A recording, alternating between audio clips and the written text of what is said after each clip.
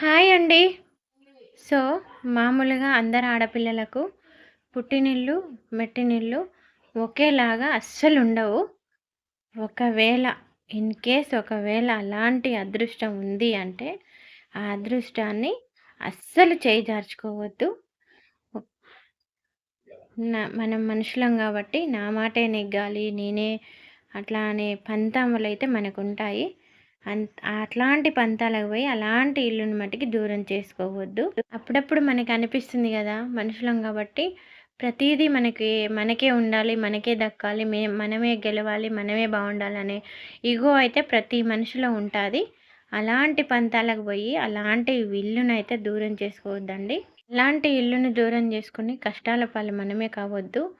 మన చేతులారా మనమే చేసుకున్నట్టయితాది. ఎన్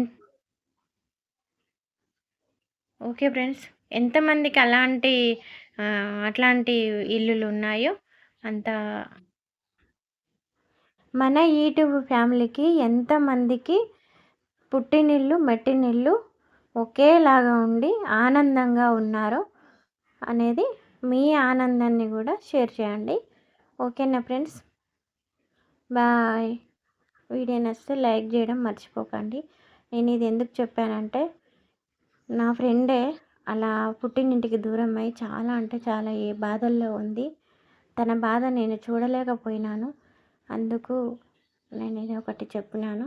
ఎప్పుడైనా సరే మనకి పుట్టినిల్లు, మెట్టినిల్లు 2 సమానమే కాబట్టి అక్కడ ఇక్కడ 2 ఈ ఇల్లుని వదులుకోకుండా, ఆ ఇల్లుని వదులుకోకుండా మనం సమానంగా చాలా అంటే చాలా ఎవ్వరికీ దూరం కాకుండా ఉండాలి. ఎందుకంటే ఆడపిల్లలు, మగోళ్ళంటే ఎలాగైనా వాళ్ళు ఉండగలుగుతారు. తల్లిదండ్రులకి దూరంగానైనా ఉండగలుగుతారు మగవాళ్ళు.